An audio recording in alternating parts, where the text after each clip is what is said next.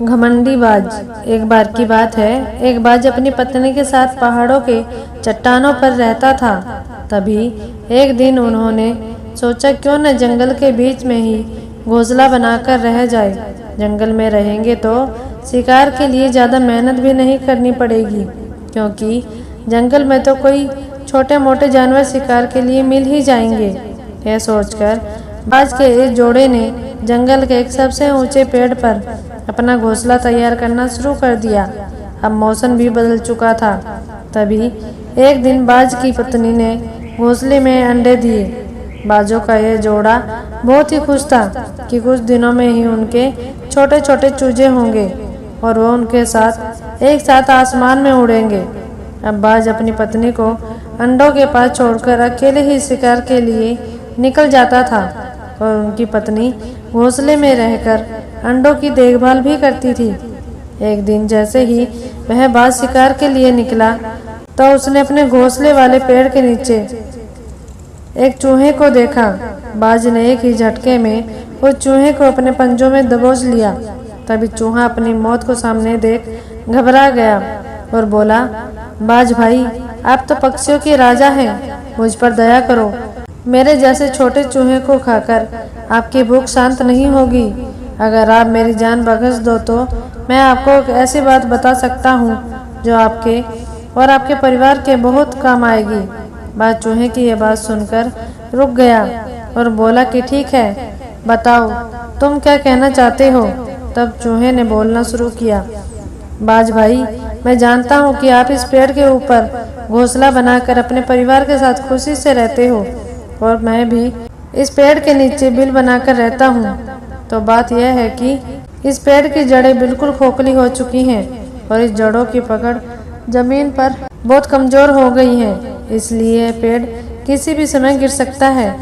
तो बाज भाई, आप इस पेड़ को छोड़कर अपने परिवार के साथ कहीं और घोंसला बना लीजिए, वरना ये पेड़ कभी भी गिर गया तो आपके परिवार को बहुत ही भारी नुकसान हो सकता है।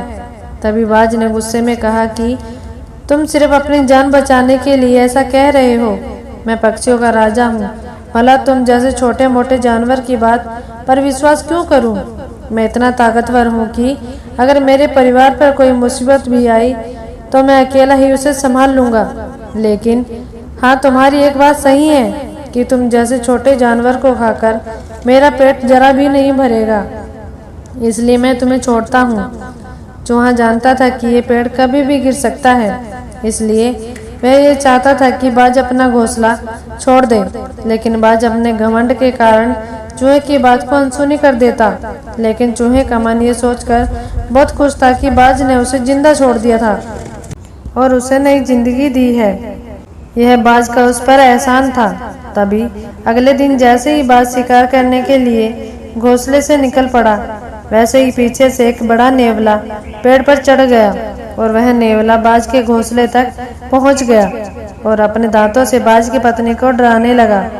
शायद उसकी इच्छा बाज के अंडों को खाने की थी। बाज की पत्नी ने भी वापस उस नेवले पर हमला कर दिया, मगर बाज की पत्नी नेवले की इस हरकत से बहुत घबरा गई। तो जैसे ही बाज अपने घोंसले में आया तो उसकी पत्नी ने उसे सारी बात बताई और कहा, मुझे डर है कि वह नेवला फिर से हमारे अंडों पर हमला करेगा, इसलिए हमें जल्द ही ये पेड़ छोड़ देना चाहिए, क्योंकि मैं अपने बच्चों से बहुत प्यार करती हूँ। तभी बाज को भी लगा कि उसके अंडों को नेवला धोखे से खा सकता है, इसलिए तुरंत बाज और उसकी पत्नी मिलकर दोनों ने ही उस पेड़ से कुछ ही दूर पर अपना घोंसला बनाना शुरू कर दिया। और जैसे ही उन्होंने दूसरा घोंसला बना लिया, वैसे ही वे अपने अंडों को पंजे में दबाकर दूसरे घोंसले में ले गए। अब बाज और उसकी पत्नी दूसरे घोंसले में आराम से रहने लगे।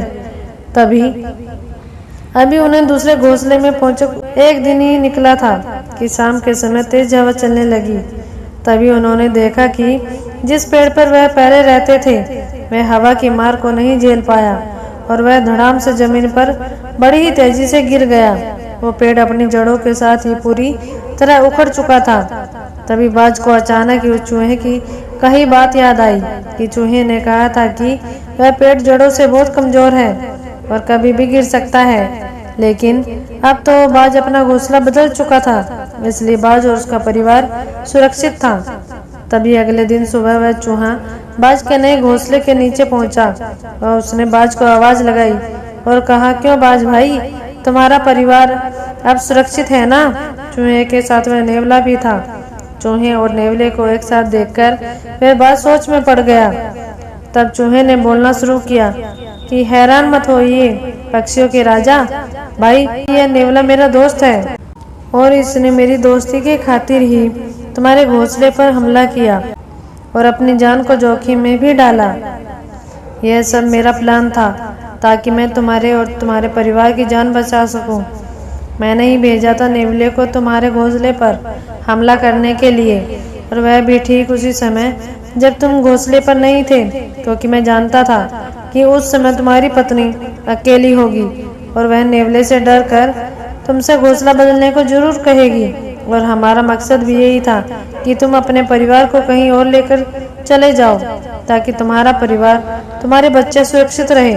तभी यह सब सुनकर बाज बड़ी ही शर्मिंदगी महसूस कर रहा था कि उसने चूहे की बात नहीं मानी और अब उस बाज का घमंड भी चूर चूर हो चुका था। तब उसने चूहे को धन्यवाद कहा। तो दोस्तों, आज की कहानी हमें सिखाती है कि हम चाहे कितने भी काबिल, कितने भी होशियार या कितने भी ताकतवर ही क्यों न हो जाए, लेकिन हमें कभी भी अपने आप को घमंड नहीं करना चाहिए और कभी भी किसी को छोटा या मामूली समझकर उसे कमजोर भी नहीं समझना चाहिए। घमंडी बाज और चूहे की कहानी। दोस्तों, बाज और चूहे की कहानी हिंदी कहानी को पढ़ने के लिए धन्यवाद। आपको ये कहानी कैसी लगी नीचे कमेंट कर हमें ज़रूर बताइएगा। अगर आपको ये कहानी पसंद आई हो तो आप अपने दोस्तों के साथ ज़रूर शेयर करें और ऐसी ही प्यारी कहानियाँ सुनने के लिए हमारे YouTube चैनल से जुड़ें। धन्यवाद।